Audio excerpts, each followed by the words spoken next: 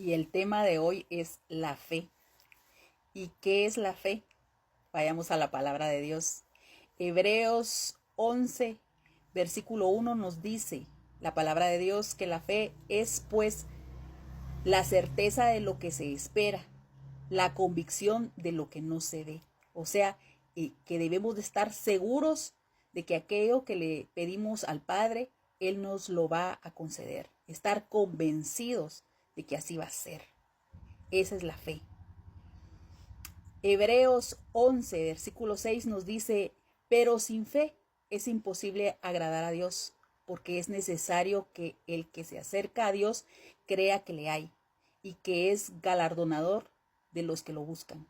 Usted debe estar convencido de que existe Dios y que para Él no hay nada que sea imposible. Él es el creador del cielo y de la tierra y de todo lo que hay con tan solo su palabra. Así es que no debe de haber ni rastro de duda de que Él lo puede todo. Y todo depende de su fe.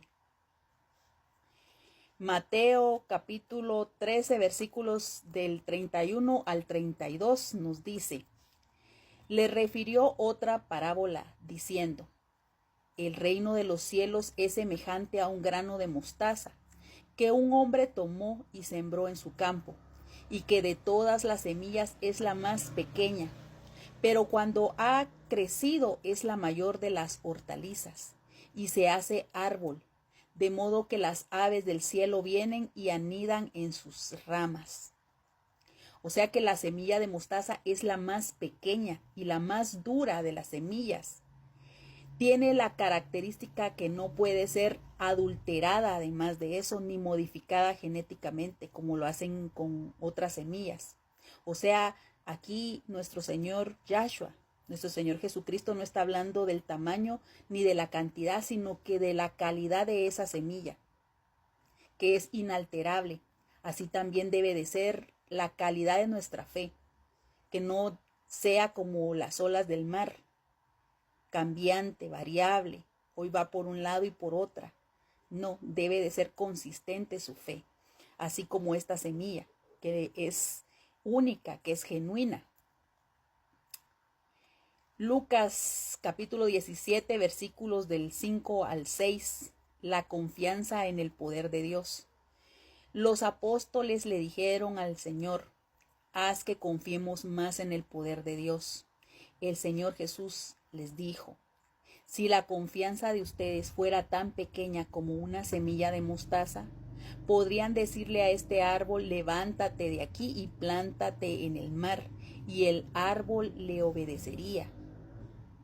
O sea, una semilla que es tan pequeña, es tan firme, tan fuerte y tan estable como es esta semilla de mostaza. La fe de nosotros debe de ser así, indestructible. Y cuando dice él que podemos hacer que una cosa se vaya a otro lugar, se está refiriendo al reino también de las tinieblas, que nosotros tenemos ese dominio sobre esas fuerzas, que podemos decirle, vete de aquí. Te atamos en el nombre de Cristo Jesús y todo lo que usted vaya a atar aquí en la tierra será atado allá en el cielo. Nosotros tenemos ese poder, esa seguridad de que Dios nos dio. Así es que proseguimos en Marcos capítulo 9, versículos del 14 al 29. Jesús y el joven endemoniado. Aquí vamos a ver cómo el Señor está instruyendo a los discípulos. Cuando llegaron a donde estaban los otros discípulos, los encontraron rodeados de una gran multitud. Algunos escribas discutían con ellos. En cuanto la gente vio a Jesús, se quedó asombrada y corrió a saludarlo. Jesús les preguntó, ¿qué es lo que discuten con ellos? De entre la multitud uno le respondió, Maestro, te he traído a mi hijo, tiene un espíritu que lo ha dejado mudo. Cada vez que se posesiona de él, lo sacude. Entonces mi hijo echa espuma por la boca, rechina los dientes y se queda rígido. Les pedí a tus discípulos que expulsaran a ese espíritu, pero no pudieron. Jesús dijo, hay gente incrédula. ¿Hasta cuándo tendré que estar con ustedes? ¿Hasta cuándo tendré que soportarlos? Tráiganme al muchacho. Cuando se lo llevaron, tan pronto como el espíritu vio a Jesús, sacudió al muchacho con violencia y éste cayó al suelo revolcándose y echando espuma por la boca. Jesús le preguntó al padre, ¿desde cuándo le sucede esto? Y el padre respondió, desde que era niño. Muchas veces lo arroja al fuego y al agua con la intención de matarlo. Bueno, entonces aquí Jesús logra sacar a esos demonios que tenía este muchacho. Y entonces vinieron los discípulos y le preguntan, ¿por qué nosotros no pudimos expulsarlo? Jesús le respondió, estos demonios no salen sino con oración y ayuno. Pero este es un acto de fe. Cuando nosotros estamos orando, nosotros lo estamos haciendo con convicción, con seguridad de que Dios nos escucha.